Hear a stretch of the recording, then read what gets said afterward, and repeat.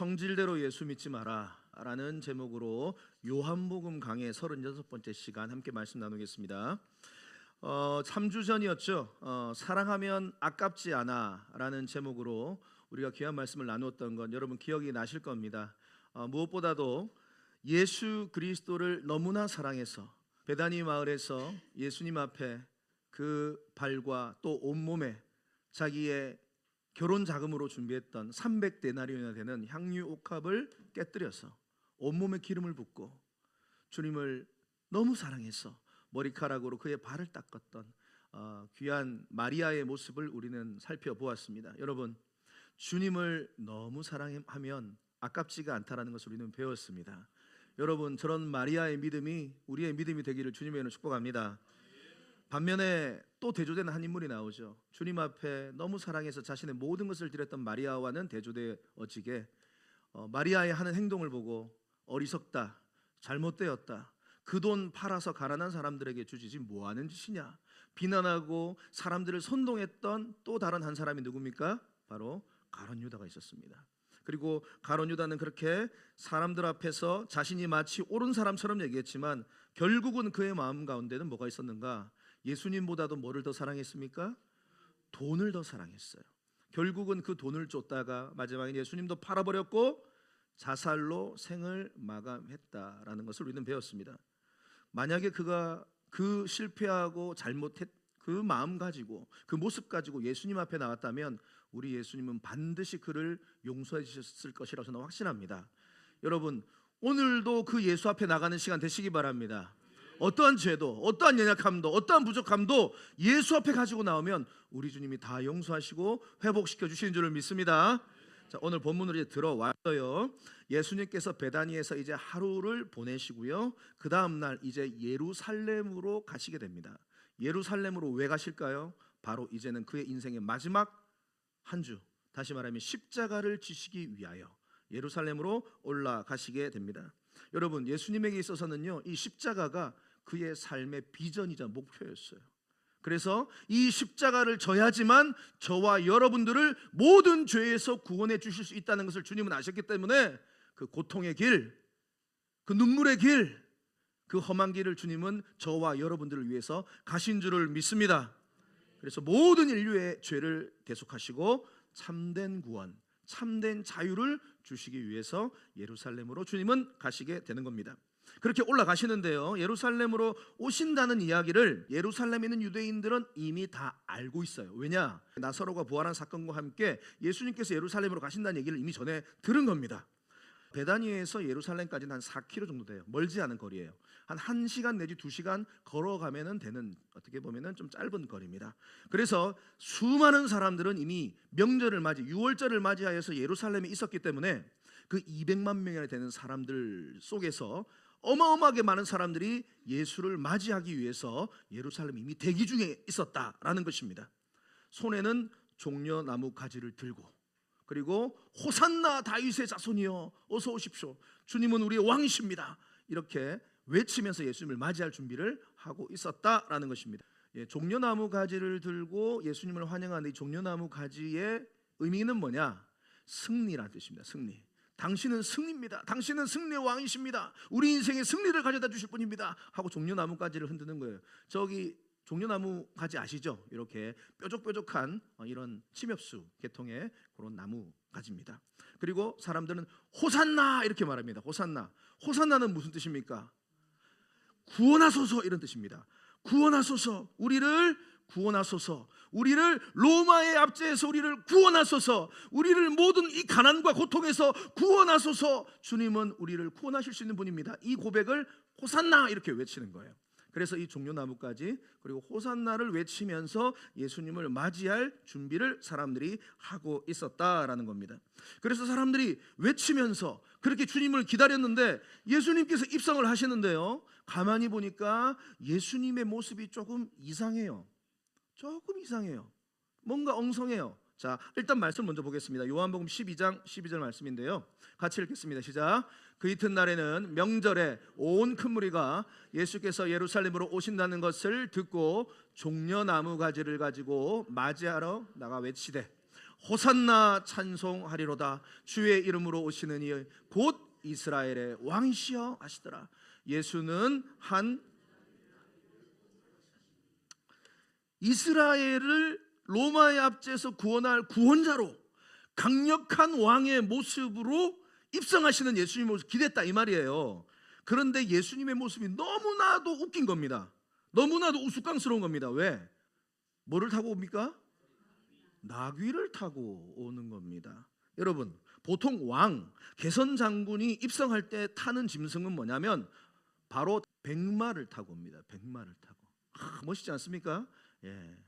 백마를 타고 오거나 또는 흑마도 타고 와요. 멋있죠? 이런 말을 타고 와야지 뭔가 좀, 그죠? 이런 단어 썼으면 죄송합니다. 가오가 살 거 아닙니까? 이렇게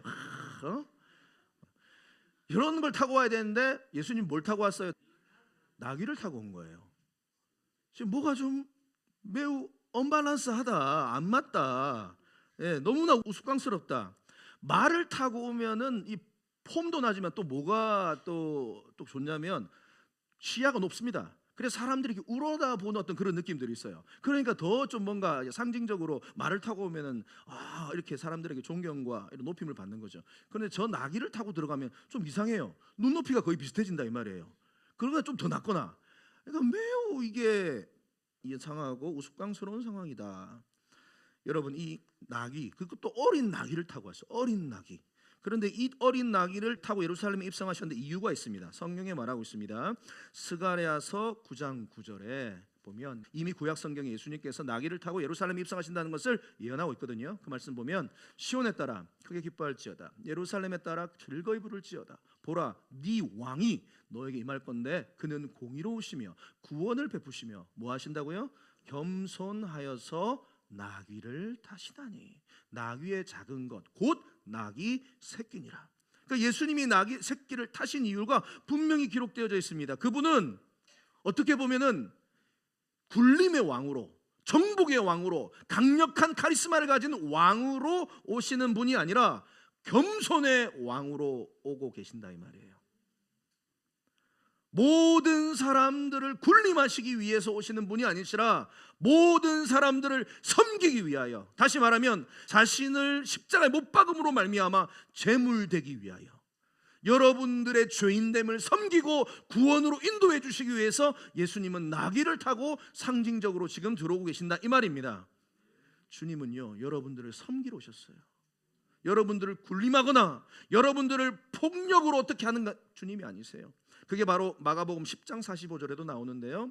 인자가 온 것, 인자는 사람의 아들, 예수님의 애칭 같은 겁니다. 별명 같은 겁니다. 예수가 온 것은 섬김을 받으려 함이 아니라, 같이 읽겠습니다. 도리어 섬기려 하고 자기 목숨을 많은 사람의 대속물로 주려 함이니라. 아멘. 죄의 삭슬 대신 누군가는 감당하고 죽어야 되는데 우리 주님이, 죄 없으신 예수님이 저와 여러분들의 죄를 담당하시고 대속물로 죽으신 줄을 믿습니다. 그래서요, 그 섬김의 왕, 겸손의 왕, 바로 예수 그리스도께서는 제자들과 마지막 만찬을 할 때에 바로 제자들의 발까지 씻기셨던, 예수님은요 창조주 하나님이십니다. 창조주 하나님이 피조물의 발까지 씻기면서 여러분들을 사랑하신 거예요. 여러분들을 섬기기를 원하셨던 거예요. 여러분, 그 예수 그리스도를 꼭 기억하시기 바랍니다. 영적 레슨입니다. 겸손의 왕 예수 그리스도를 우리도 닮아가야 될 줄 믿습니다. 여러분, 이 삶을 위해서 저와 여러분들이 부름받은 거예요. 이 삶을 위해서 제가 목회자로 부름을 받은 거예요. 이 삶을 위해서 우리 리더들이 부름을 받은 거예요. 섬기라고. 힘들지만, 아프지만 예수님께서 가룟 유다 발을 씻길 때 얼마나 열받았겠어요. 이거 곧 있다가 나 지금 파는 애인데 이거 되겠나? 그래도 섬기는 거예요. 나를 배반하고 파는 그 인간까지 그 발을 씻겨셨던 예수님. 여러분, 우리가 그 자리까지 내려가야 될 줄을 믿습니다. 그 겸손의 왕, 평화의 왕이 나귀를 타고 입성을 하시는데요, 하필이면 여러분 왜 나귀일까? 그것도 어린 나귀일까? 이 나귀는요, 한마디로 말하면 가장 보잘것없고 가장 가치 없는 존재를 상징하는 거예요. 다시 말하면 예수님의 공생의 삶은 늘 이와 같은 패턴입니다. 항상 보잘것없고 가치 없는 사람들을 부르시고 그들을 쓰셨어요. 몇 명 소개해 드릴게요. 12제자들을 뽑으셨을 때도 여러분 똑똑하고 잘나고 능력 있는 자들을 좀 뽑으셔야 되는데 그런 사람 안 뽑았어요. 고기잡이 못 배운 어부들을 선택을 하셨습니다. 특별히 늘 실수 많았던 사고뭉치 베드로를 주님은 수제자로 뽑으셨고, 그 다음에 무엇보다도 민족을 배신하고 늘 과도한 세금을 매겼던 마태, 세리 마태도 어떻게 보면 민족의 배신자거든요. 그것도 예수님이 제자로 부르셨습니다. 그리고 7 귀신 들려가지고 늘 고통받던 막달라 마리아도 주님이 부르셔가지고 쓰셨어요. 그리고 5명의 남편에게 버림을 받고 이젠 더 이상 삶의 목적도 의미도 없이 그저 하루하루 살아가던 가련한 한 여인, 사마리아 여인도 주님이 찾아가셔서 회복시키시고 부르셨습니다. 그리고 무엇보다도 엄청난 세금을 거둬 나라를 팔아먹은 삭개오, 왕따 삭개오도 주님이 가셔서 삭개오야 내려오너라, 내가 오늘 내 집에 유하여야겠다. 그리고 그를 변화시키시고 그를 사용하셨다는 것입니다. 그리고 무엇보다도 죄와 허물로 죽었던 나, 어리석고 교만하고 이기적인 나, 탐욕적인 나도 우리 주님이 찾아와 주셔서 내가 너를 쓰겠다 하신 것인 줄 믿습니다. 여러분 오늘도 그 주님의 음성 들으셔야 될 줄을 믿습니다. 마가복음 11장 3절에 보십시오. 바로 이 말씀입니다. 이 나귀를 제자들에게 이제 저 마을로 들어가서 데리고 오라고 말할 때 이렇게 말합니다. 만일 누가 너희에게 이거 왜 이렇게 하느냐, 왜 데리고 오려고 하느냐 묻거든 뭐라고요? 주가 쓰시겠다. 자, 이거 너무 중요한 말씀. 다시 시작. 주가 쓰시겠다 하라. 그리하면 즉시 이리로 보내리라. 우리 주님은요 오늘도 저와 여러분들을 쓰겠다 말씀하시는 분이세요. 아멘 아멘. 보잘것없는 나귀와 같은 우리를 주님은 쓰시기를 원하시고요. 이 말씀 하나만 붙들어도 여러분 다른 거 붙들지 마세요. 오늘 이 말씀 하나만 붙들어도 내 인생이 달라질 수 있는 줄 믿습니다. 우리 사람들이요 참 놀라워요. 어떠한 사람의 말에 우리가 매일 때가 많아요. 무슨 말이냐? 자, 의사가 있다 칩시다. 한 의사가 있는데 이제 시한부 선고를 받은 말기 암 환자가 있다 칩시다. 한 6개월 남았다고 칩시다. 그러면은 그 의사가 그 사람에게 이렇게 말하는 거예요. 아쉽지만 이제 6개월 남았습니다. 이제 준비하셔야 될 것 같습니다. 이렇게 말하잖아요. 그러면 이 사람은 갑자기 청천벽력 같은 소리를 듣고 그동안은 별일 없이 그냥 갑작스럽게 이제 이 선고를 받고 나서 그 다음부터 갑자기 그 순간부터 몸이 시름시름 아파지기 시작하는 거예요. 여러분 아세요? 예. 그리고 갑자기 병석에 눕고 갑자기 이상하게 온몸이 아픈 거, 그때부터 심각하게 이제 몸이 급격하게 나빠지는 것을 우리는 알고 있습니다. 그런데요 보세요. 똑같은 환자라도 또 다른 의사가 있어요. 6개월 남은 것 같습니다. 하지만 어려운 상황이지만 희망을 놓지 마시고 끝까지 포기하지 마시고 최선을 다해서 우리 한번 치료해 봅시다. 좋은 일이 일어날 수도 있습니다. 우리 희망의 끈을 놓지 맙시다. 보세요. 똑같은 상황인데도 어떤 의사가 말하면 그 말에 사로잡혀가지고 그냥 바로 그냥 골골거리는 사람이 있는 반면에 어떤 분은 어떻게 보면은 희망과 꿈을 놓치지 않고 계속해서 치료를 받는 거죠. 우리 교회 성도님도 사실은 그런 분이 계십니다. 아버님이 병원에서 힘들 것 같습니다. 어려울 것 같습니다. 이런 얘기를 한 거예요. 그럼에도 불구하고 온 가족이 그리고 믿음을 놓치지 아니하고 끝까지 기도하면서 또 계속 치료에 전념해가지고 지금 기적적으로 몸이 회복되었어요. 여러분 하나님은 살아계십니다. 여러분 악한 말에 묶이지 마시기를 바랍니다.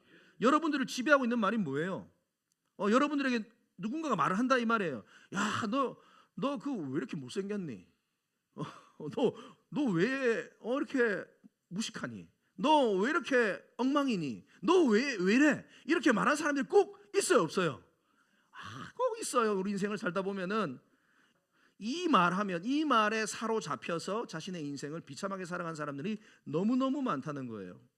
사랑하는 성도 여러분, 하나님은 여러분들을 그렇게 만들지 않았어요. 의미 없고 무식하고 가치 없는 존재로 만들지 않았다 이 말이에요. 이사야 43장 4절에 보면 주님은 여러분들을 어떻게 바라보고 계시는가? 오늘 암송 말씀이에요. 네가 내 눈에 보배롭고 너무 귀하고 존귀하고 내가 너를 사랑한단다. 여러분 다른 사람들의 말에 붙잡히지 마시고 매이지 마시고 저 말씀에 매이시기를 바랍니다. 누가 뭐라 한다 할지라 나는 보배로운 사람이야. 자 따라, 나는 보배로운 사람이야. 나는 존귀한 사람이야. 주님이 나 사랑하신대. 여러분 이 말에 우리가 딱 꼽히면 우리 인생이 달라지는 거예요. 우리 청소년들 특별히 이 말에 좀 꼽히시는 애가 있기를 바랍니다. 그래서요, 이 약한 말에 붙잡히며 늘 외모의 열등감을 느끼며 끊임없이 성형 수술을 하고 자신의 삶을 비관하고 누군가를 증오하면서 탓하면서 중독에 빠져서 살아가는 사람들이 너무 많아요. 아닙니다. 우리 주님은 어린 나귀와 같이 가장 작고 가장 초라한 자를 주가 쓰시겠다 하라. 아멘. 주님은 여러분들을 쓰시기를 원하십니다. 영적 레슨입니다. 어린 나귀와 같은 나를 쓰겠다는 예수님의 말씀을 제발 좀 붙드십시오. 나 돈도 없고 배운 것도 없고 가진 것도 없어서. 아니에요 여러분, 아니에요. 주님은 어린 나귀 같은 나를 쓰시기를 원하신다 이 말이에요. 근데 나귀가 쓰임을 받기 전에 먼저 좀 해결돼야 될 문제가 있습니다. 그게 뭐냐면 오늘 본문에 읽진 않았지만 병행 본문인 마가복음을 보면 나귀가 처음에 묶여 있어요. 묶여 있기 때문에 이 나귀를 쓰려면 풀어서 데리고 와야 돼요. 그래서 성경 말씀은 마가복음 11장 2절에 보면 이르시되 너희는 맞은편 마을로 가라. 그리로 들어가면 곧 아직 아무도 타보지 않은 나귀 새끼가 매여 있는 것을 보리니 풀어서 끌고 오라라고 말합니다. 여러분 이 나귀는요 어딘가에 묶여 있었던 나귀입니다. 그래서 이 나귀가 쓰임을 받으려면 여러분 기억하세요. 반드시 먼저 풀림의 역사가 있어야 된다 이 말이에요. 하나님께서 우리를 쓰시기를 원하세요. 그런데 여러분 기억하세요. 우리가 먼저 묶여 있는 것에서 풀려야 돼요. 뭐라고요? 묶여 있는 것에서 반드시 먼저 풀려져야지만 주님이 여러분들을 쓰실 수 있다 이 말이에요. 우리 청소년들은 뭐에 묶여 있을 것 같아요? 우리 청소년분들은 게임 중독에 묶여 있는 거 아닌가? 예, 게임 중독. 막 눈만 뜨면 그냥 또 하루 뭐 눈 감을 때까지 게임. 또는 뭐 음란물 중독 이런 거에 묶일 수도 있고. 또 어른들은 또 어떤 것들이 묶여 있어요? 술, 담배, 불륜, 도박, 잘못된 관계, 질병에 대한 염려, 악한 습관 다 묶여 있지 않습니까? 특별히 술, 기분 좋으면 한 잔, 기분 나쁘면 두 잔, 심심하면 세 잔. 어렸을 때 배우는 그 악한 습관들 이제는 끊고 싶어도 이게 안 끊어져.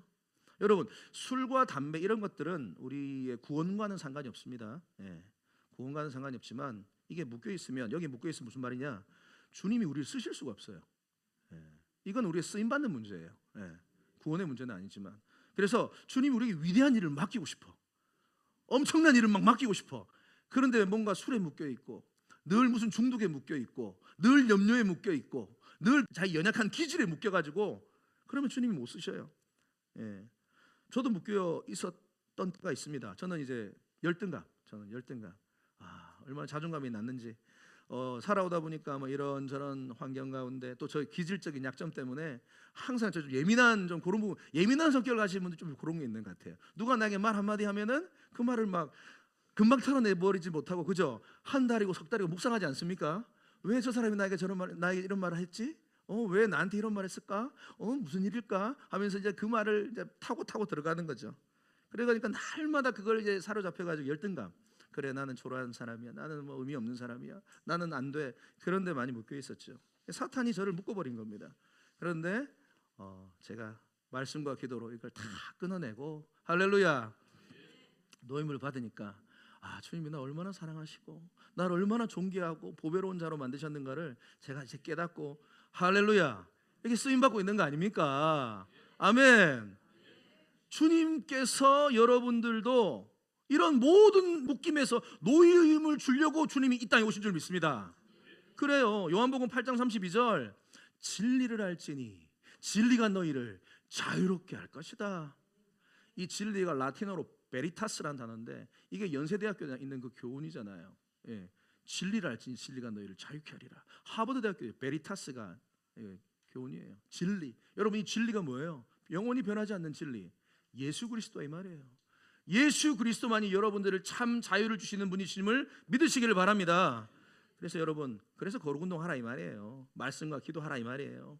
자, 영적 레슨, 모든 묶임에서 풀어주시고 나를 사용하신 예수를 꼭 붙드시기를 바랍니다. 술 그만 붙드시고, 다른 사람들 원망 불평 그만 붙드시고, 열등감 그만 붙드시고, 중독 다 이거 다 끊어내시길 바랍니다. 보면 근데 여기서 좀 독특한 또 성경 표현이 있는데 어떤 짐승이라도 여러분 한 번도 사람을 태워보지 않으면 야생의 습관이 그대로 남아 있다는 거 여러분 아십니까? 그래서요 말도 이 야생의 습관이 있어요. 그래서 처음부터 사람 태우지 않습니다. 이 조련사가 있습니다. 말 조련사. 그 전문적인 조련사가 먼저 이 야생 말을 타고 조련을 먼저 시켜요. 그래가지고 누구라도 이제 타도 이제 이 말이 뛰지 않도록 그렇게 훈련시킨 다음에 이렇게 사람을 태우는 겁니다. 야생의 습성, 본성을 내려놓게 하는 훈련이 반드시 먼저 필요하다 이 말이에요. 오늘 본문에 등장하는 나귀도 보면 한 번도 사람을 태워본 적이 없는 이런 표현이 있습니다. 그러니까 누군가 타면 떨어질 수 있어요. 다시 말하면 이 나귀도 어떻게 보면 자신의 본성, 습성을 죽이는 훈련을 반드시 먼저 받아야 된다라는 게 영적인 레슨입니다. 무슨 말이냐? 옛 본성대로 우리가 그대로 예수를 믿으면 안 된다. 다시 말하면 옛 본성대로 우리 등에 예수를 태우면 안 된다 이 말이에요. 이해가 되십니까? 성질대로 예수 믿지 마시기 바랍니다. 옛 자아를 죽여야지만 예수님을 등에 태울 수 있다. 여러분 교회는요 어떤 장소냐면 자 따라서 영적 훈련소. 뭐라고요? 교회는 영적 훈련소예요. 군대 가면 사회에 물 빼잖아요. 교회 가면 옛 습관 물 빼는 거예요. 교회 오면은 옛날의 본성 물 빼는 자리예요. 그래서 제가 거룩 운동을 계속 강조하는 거예요. 말씀과 기도와 감사와 찬양과 예배와 전도와. 그래서요 이것을 지속적으로 교회 안에서 그리고 셀 가족 안에서 하라고 제가 말한 이유가 바로 이겁니다. 우리의 옛 본성의 물을 빼는 작업이에요. 만약에 하나님께서 우리를 쓰시고자 하시는데 특별히 인내라는 열매를 우리의 삶 가운데 맺기를 원하신다. 자 그러면 이 인내의 훈련을 주님은 어떻게 시키시는가? 교회 안에서 또는 우리의 삶 가운데 우리에게 인내할 수밖에 없는 그 상황으로 몰아넣어 버려요.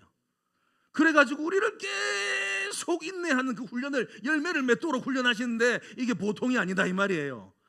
그렇지만 그 인내 훈련의 과정을 시간을 잘 통과하면 인내 사람이 되는 거예요.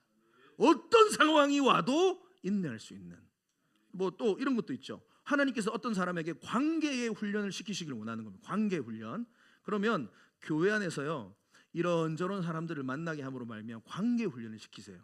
그런데 그 사람을 만나서 관계하는데 반드시 쉽지는 않습니다. 여러분 동의하십니까? 또 너무 아멘 크게 하시면 또 그러니까 자 작게 하세요. 이럴 때는 관계 훈련하는데 쉽지가 않아. 너무 불편해.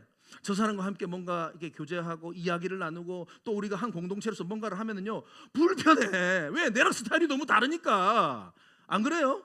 나는 좀 조용히 그냥 이렇게 차분하게 이렇게 하고 싶은데 이분은 장난이 아니야. 뜨겁고 막 불갑고 이러면은 막 안 맞는 거야. 이게 안 되는 거예요.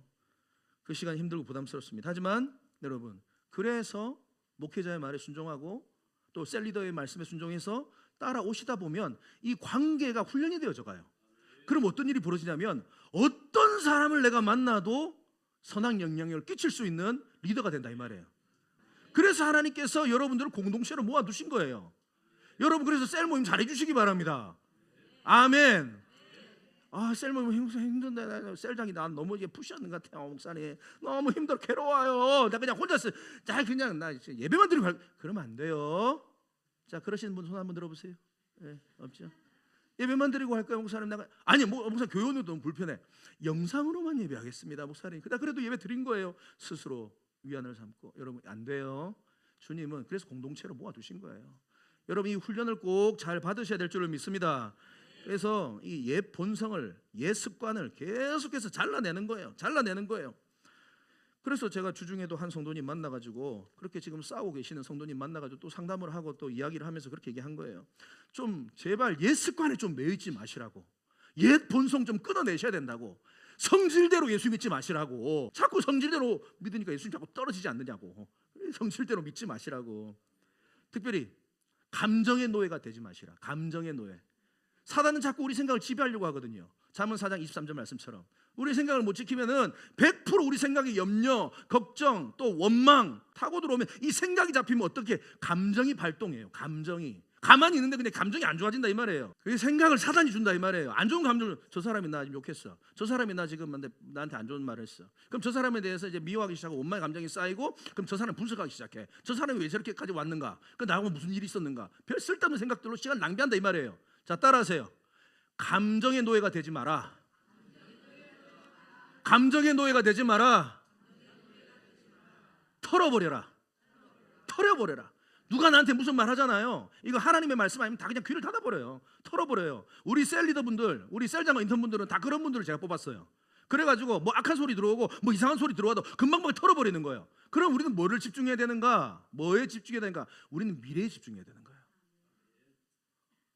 나의 달려갈 길과 주 예수께 받은 사명, 곧 하나님의 은혜의 복음을 증거하는 일을 마치는 것, 내 생명을 조금 더 귀한 것으로 여기지 아니하노라. 사랑하는 성도 여러분, 우리는 비전을 붙들고 살아가는 사람이지 과거의 상처를 붙들고 살아가는 사람이 아니에요. 여러분 제발 감정을 좀 털어버리시기 바랍니다. 여러분 생각을 빼앗기지 마시기를 바랍니다. 사도 바울도 그런 부분에서요, 날마다 이 싸우나 있거든요. 사도 바울 단어로 빌리자면 선한 싸움이라는 단어가 있습니다. 디모데후서 4장 7절에 보면 나는 선한 싸움을 싸웠다 이런 표현이 있죠. 이 선한 싸움도 자신의 옛 본성이 남아있는 거야. 옛 혈기가 남아있는 거예요. 옛 그 교만이 남아있는 거예요. 그냥 끊임없이 그가 싸워내는 거예요. 여러분 이 싸워내는 시간들이 결코 쉽지는 않습니다. 좀 오래 걸릴 겁니다. 하지만 여러분 분명히 기억하세요. 순종하고 따라오면 반드시 변화됩니다. 아멘. 순종하고 따라오면 반드시 변화돼요. 영적인 레슨입니다. 성질대로 예수 믿지 말고 순종하면서 훈련을 받으십시오. 제발 부탁입니다. 이거 안 하면 여러분은 평생 쓰임받지 못하고요, 초라한 인생 살아가는 거예요. 그런데 순종하면서 힘들지만 또 넘어졌지만 다시 일어나서 7번 넘어져도 다시 일어나서 믿음으로 달려가면은 반드시 주님이 여러분들을 쓰신다. 그리고 또 특징이 하나 더 있는데요, 뭐냐면 내 등 뒤에 이제 예수님을 태웠어요. 그렇다고 해서 다 끝난 게 아니에요. 왜냐하면 머리가 2개야. 이 말은 무슨 말입니까? 나귀도 생각하고 예수님도 머리예요. 그러면 예수님은 지금 어디 가고 싶어요? 예수님은 지금 어디를 향해서 가야 됩니까? 예루살렘을 향해. 나귀는 어디를 가고 싶을까요? 나귀는 풀 먹으러 가고 싶어요. 나귀는 물 마시러 가고 싶어요. 나귀는 쉬러 가고 싶어요. 그러니까 서로 생각이 다르다 이 말이에요. 그런데 여러분 우리 그리스도인들은 이거 영적으로 잘 보셔야 돼요. 예수를 내 등에 태우고 내 삶의 주인으로 모셨다는 말은 내 뜻을 굽히고 주님의 뜻에 따라간다 이 말이에요. 신라시대 김유신 장군 아시죠? 김유신 장군 탁월한 화랑이자 리더십을 가진 탁월한 장수였습니다. 그런데 그가 이 화랑에서 이제 훈련을 받고 이렇게 집으로 안 돌아오고 평상시에 어디로 갔습니까? 이 친구가 누구를 만나러 갔습니까? 어디 잘하세요 이렇게? 아 역사부터 잘하셨네. 기생을 만나러 갔습니다. 기생 이름이 천관녀 들어보셨어요? 네, 천관녀라는 기생을 만나가지고 매일 훈련받고 집으로 돌아가는 길에 그 기생집에 들려가지고 그 치마 폭에서 날마다 산 거예요. 그러니까 이제 어머님도 이제 보다 이제 화가 나서 야 이놈아 너 이 나라를 위해서 큰 일을 할 사람이 그래서 되겠니? 너 그러면 안 된다. 이렇게 막 혼을 냅니다. 그리고 이제 이 김유신 장군이 그 말씀을 마음에 새기고 아 내가 이제 더 이상 안 가야 되겠다. 내가 이제 그녀를 안 만나겠다 하고 이제 출입을 얼마 정도 안 했습니다. 그런데 얼마 정도 시간이 흘러가지고 이제 그날도 역시 훈련을 마치고 집에 돌아오는 길에 말을 타고 가는데 너무 피곤해가지고 잠깐 졸았어요. 그런데 잠깐 졸다가 눈을 떠보니까 그 말이 지금 어디에 와 있는 겁니까? 그 기생집 앞에 와 있는 거예요. 천관녀 앞에 와 있는 거예요. 그럴 때 눈을 뜨고 화들짝 놀라가지고 김유신 장군이 내려와서 그 다음에 뭐 했냐? 말의 목을 베버립니다. 우리 주님께서 우리가 주님의 뜻대로 순종하지 않았다고 해서 주님은 우리의 목을 베시는 분 아니십니다. 너무 놀라지 마시기를 바랍니다. 주님이 가시고자 하는 길이 있습니다. 그런데 내가 가고자 하는 길을 끝까지 내가 고집하면 우리가 쓰임을 받지 못합니다. 우리 지난주 주기도문 말씀 살펴봤잖아요. 뜻이 하늘에서 이루어진 것처럼 이 땅에서도 이루어지게 해 주시옵소서. 제일 복된 성도가 어떤 성도인지 아세요? 내 뜻을 가지고 처음에 기도하다가 하나님의 뜻이 맞구나, 하나님의 뜻이 정답이구나 라는 걸 깨닫고 최고구나, 내 뜻을 굽혀서 주님의 뜻에 갖다 놓는 사람이 제일 복된 사람인 줄 믿습니다. 이게 바로 주기도문의 핵심 원리죠. 요한복음 15장에 보면은 포도나무와 가지가 나오죠. 포도나무에 가지가 붙어 있는데 이 포도나무의 소원은 여러분 뭐예요? 포도나무의 소원은 이 포도나무 가지가 포도를 잘 맺는 게 소원이에요. 맞습니까? 안 맞습니까? 그런데 어떤 한 가지가 있다고 칩시다. 근데 그 한 가지는 죽어도 나는 포도 맺기 싫어. 나는 무화과 맺고 싶어. 나는 사과 맺고 싶어. 그렇게 하면 이 포도나무가 존재하겠습니까? 안 하겠습니까? 나무도 피곤하고 가지도 피곤해요. 서로 피곤해요. 아무것도 안 돼요. 죽도 밥도 안 돼요. 여러분 기억하십시오. 포도나무의 소원을 가지가 맞추는 게 제일 복된 인생이에요. 그게 복된. 그래서 여러분 이 말씀이 많은 성도님들이 물어봐요. 이 말씀 기도에 관한 말씀들 중에서 매우 중요한 말씀이거든요. 후반부에 보면 무엇이든지 원하는 대로 구하라. 그리하면 이루어질 것이다. 목사님, 그럼 우리가 원하는 대로 하나님 앞에 구하는 로또 되게 해주세요. 하나님 뭐 내가 이렇게 되게 해주세요. 다 됩니까? 저 말씀 가지고 많이 물어보시는데요. 저 말씀은 제가 설명해 드릴게요. 풀어서 설명해 드릴게요. 이 말씀은 무슨 말이냐? 그 앞에 전반부를 봐야 돼요. 너희가 내 안에 거하고 내 말이 너희 안에 거하면, 이게 전제 조건이에요. 다시 말하면 내 뜻이 있었고 주님의 뜻이 있는데 내 뜻을 기도하는 가운데 꺾고 주님의 뜻에 맞추어서 주님의 뜻과 내 뜻이 하나가 되면, 자 그러면 이제 내가 내 뜻대로 기도는 하지만 누구의 뜻을 위해서 기도하는 겁니까? 주님의 뜻을 위해서 기도하는 겁니다. 그러면 100% 다 응답된다 이 말이에요. 이해가 되십니까? 여러분 저 말씀에 대한 진리를 좀 제발 깨닫는 은혜가 있기를 바랍니다. 예를 들어서 이런 거예요. 어머니가 계세요. 한 어머니가 있는데 우리 아들이 이제 수능을 치고 이제 만약에 어디를 가야 돼, 이제 대학을 들어가야 돼요. 그럼 이런 기도를 하는 거예요. 하나님, 우리 아들 제발 서울대 들어가게 해주세요. 하나님, 제발 우리 아들 좀 아들 딸 의대 들어가게 해주세요. 여러분 이렇게 기도하시는 어머님들 많습니다. 많죠? 예, 그런 기도하는 거 뭐 나쁩니까?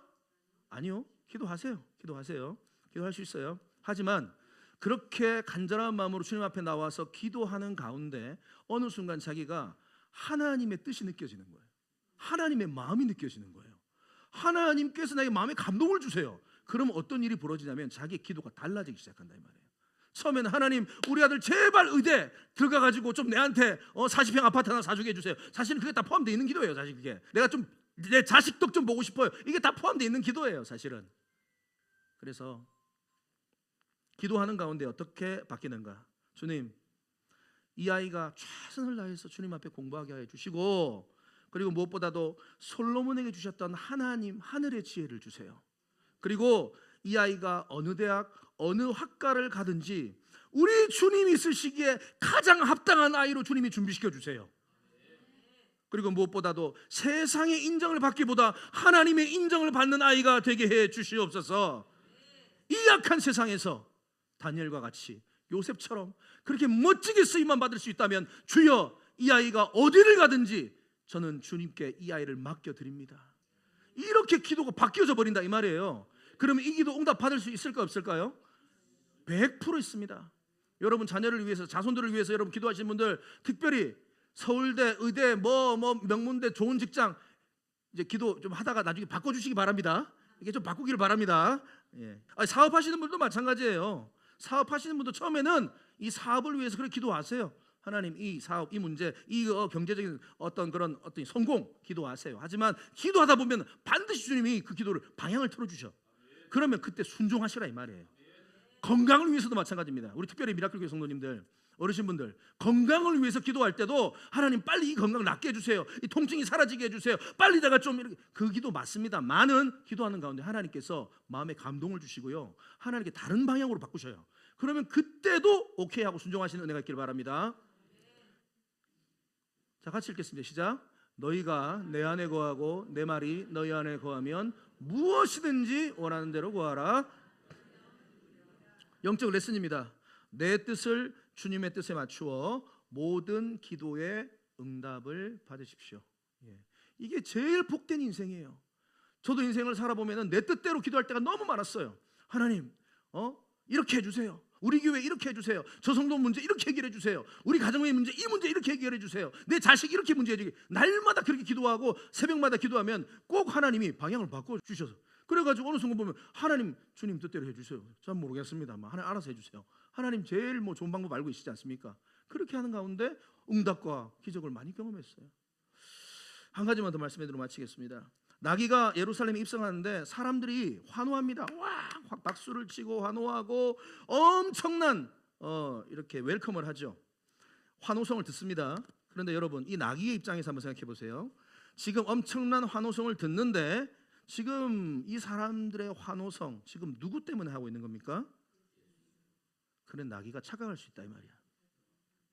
아, 이 사람들이 지금 나를 보니까 나한테 이렇게 나 발 아프지 말라고 카페트도 깔아주고 나 이렇게 환영해주고 높여주고 나를 이렇게 자랑해주 인정해주는구나 하고 기분이 좋아서 잉 하고 앞다리를 좀 어떻게 됩니까? 예수님이 뇌진탕 걸려요. 예수님. 여러분, 영적 분별력이 여기서 우리가 필요한데, 예수님이 우리의 등 뒤에 타시고요, 나 같은 사람도 우리가 쓰임 받으면 사람들의 주목을 받게 될 때가 있어요. 사람들의 인정과 박수를 받게 될 때가 반드시 있습니다. 근데 여러분 꼭 기억하세요. 그 인정과 박수와 환호성은 나한테 보내는 게 아니에요. 내 등 뒤에 계신 주님께 보내드리는 거예요. 착각하시면 안 됩니다. 내가 열심히 인생을 살았기 때문에, 내가 열심히 공부했기 때문에, 내가 열심히 노력해서, 내가 똑똑해서 여기까지 왔다라고 착각하는 순간 여러분들은 주님 앞에 쓰임받지 못하는 거예요. 주님 떨어뜨리는 겁니다. 주님이 내 인생에 내 등에 올라탔기 때문에 내가 여기까지 왔구나. 내가 이렇게 지금 복을 받고 살아가고 있는구나. 내가 이렇게 평안하게 살아갈 수 있는구나. 사람들에게 박수 받고 있구나. 여러분, 주님의 영광을 가로채지 마시기를 바랍니다. 그래서 사도 바울이 늘 이 고백을 한 거예요. 고린도전서 15장 10절에 보면, 그러나 내가 나 된 것은 인류 역사상 가장 많은 전도와 인류 역사상 가장 많은 기적과 인류 역사상 가장 많은 능력을 보인 사도 바울의 고백입니다. 내가 나 된 것은 하나님의 은혜로 된 것이다. 내게 주신 그의 은혜가 헛되지 아니하여 내가 모든 사도보다 더 많이 수고하였지만 내가 한 것 아니요 오직 나와 함께 하신 하나님의 은혜로다. 내가 한 것 아니다. 여러분, 이 고백을 놓치지 말아야지 저와 여러분들이 주님 앞에 평생 쓰임받는 줄을 믿습니다. 영적 레슨이에요. 나 때문이 아니라 내 등 뒤에 예수님 때문에 영광 받음을 잊지 마십시오. 내가 잘나서가 아니에요. 내가 노력해. 물론 우리 노력했죠. 하지만 그 노력 또한 주님의 은혜 가운데 있는 줄을 믿습니다. 다 주님의 은혜예요. 다 주님의 은혜. 말씀을 마무리하겠습니다. 사랑하는 성도 여러분, 오늘 말씀을 통해서 여러 가지 우리가 살펴보았는데, 특별히 우리 예수 그리스도 분리하러 이 땅에 오신 것이 아니라, 우리를 억압하러 이 땅에 오신 것이 아니라 섬기러 오신 겸손의 왕이심을 여러분 믿고 그 길을 잘 따라가시기 바랍니다. 보잘것없는 어린 나귀도 주님이 쓰셨어요. 다시 말하면 보잘것없는 저와 여러분도 주님은 쓰시기를 원하십니다. 여러분 꼭 쓰임받기를 바랍니다. 그리고 여러분들 묻고 있는 게 뭐예요? 어떤 중독, 어떤 습관, 어떤 악한 모습이 여러분들을 묶고 있습니까? 그 모든 묶임에서 오늘 노임을 받는 시간 되시기를 바랍니다. 성질대로 예수 믿지 마세요. 옛 본성대로 예수 믿지 마세요. 순종하시고 훈련 받으셔서 변화되어져서 그렇게 쓰임 받으시기 바랍니다. 내 뜻 꺾고 주님의 뜻에 맞춰드리는 우리 모두가 되기를 바랍니다.